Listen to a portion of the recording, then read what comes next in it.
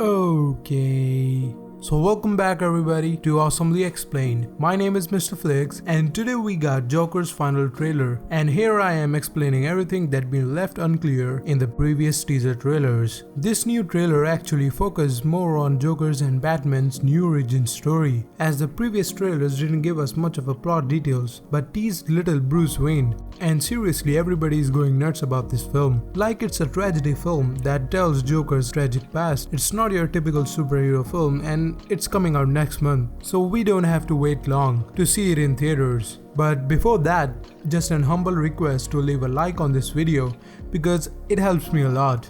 So let's begin. The trailer shows Joker's tragic past and shows how he was treated really bad by the people around him.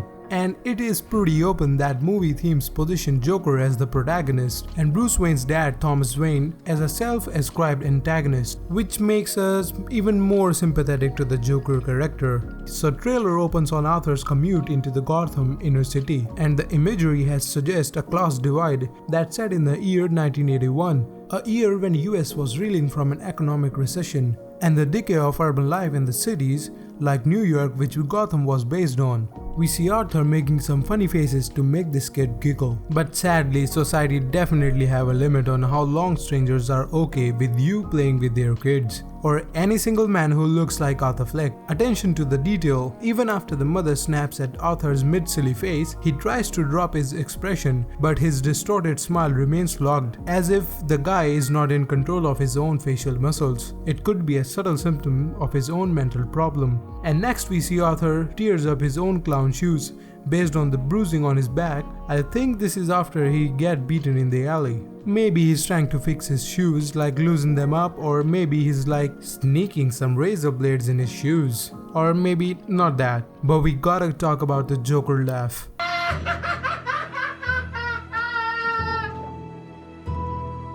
Joaquin Phoenix did say that it took a long time to develop his own version of Joker laugh by watching videos of patients suffering from pathological laughter, a neurological disorder that makes people laugh uncontrollably.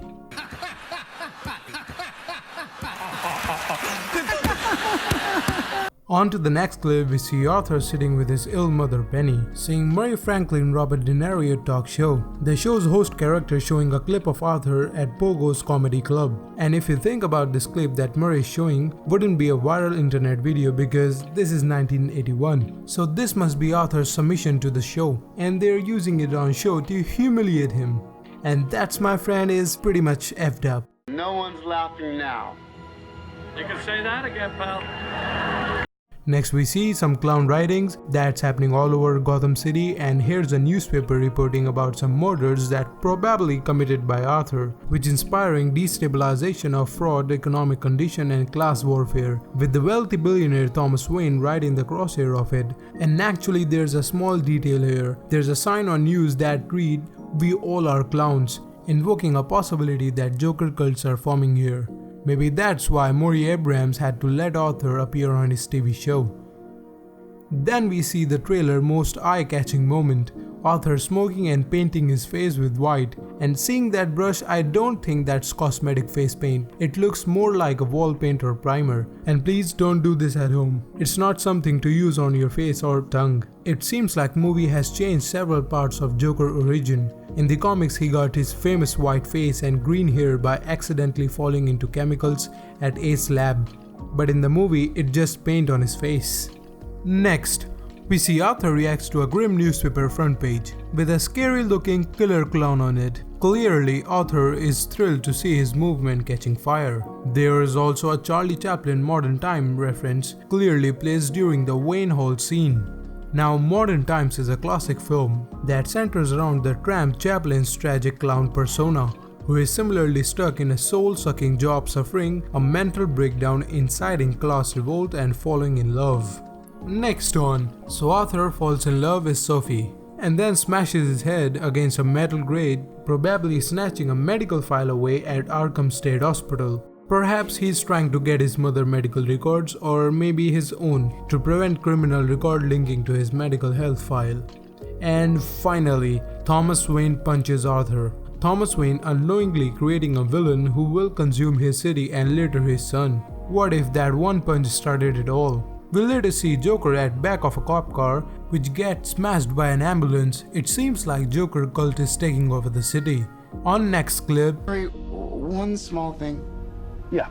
When you bring me out, can you introduce me as Joker? we see Murray and Mark Maron's talent Booker character. They seem reluctant to host Arthur, again probably worried about playing into his demands and giving him his appearance on such a public stage. And instantly a quick shot reveals Arthur stomping someone in an alley, which gives a reminder that this Joker film is R-rated. A reminder for kids, you aren't gonna like this Joker.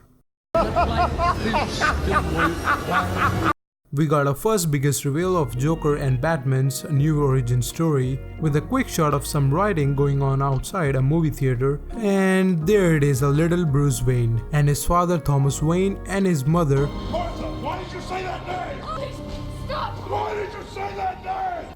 And yes, this is another murder depiction of Wayne's family, and if you see closely, it's Arthur running up in the middle to intercept them with what looks like a pipe or maybe a cane. Some rumors said that this film will alienate some hardcore DC fans, and what's a better way to do that? It's by retconning Batman's and Joker's origin story. And also, is Martha wearing pearls? She better be, it won't be that dramatic if she doesn't. And to the last clip, we see Arthur dancing. It's a lot similar to the small dance he does in the bathroom. This dance could be like another aspect of his mania physical tick that he learned from his idol, but then he does it to remind himself that it's all a show. We can see Arthur smoking when he goes into lights, not to get laughs out of the audience, but to declare his animalistic vision to the world. So this Joker tragedy film good enough for you as a DC fan, or just an R-rated film to enjoy with friends? Comment down below what you think about this film, and also subscribe to the Awesomely Explained channel for more DC, Marvel and movies explained videos. I am your host Mr. Flakes, and you guys are awesome.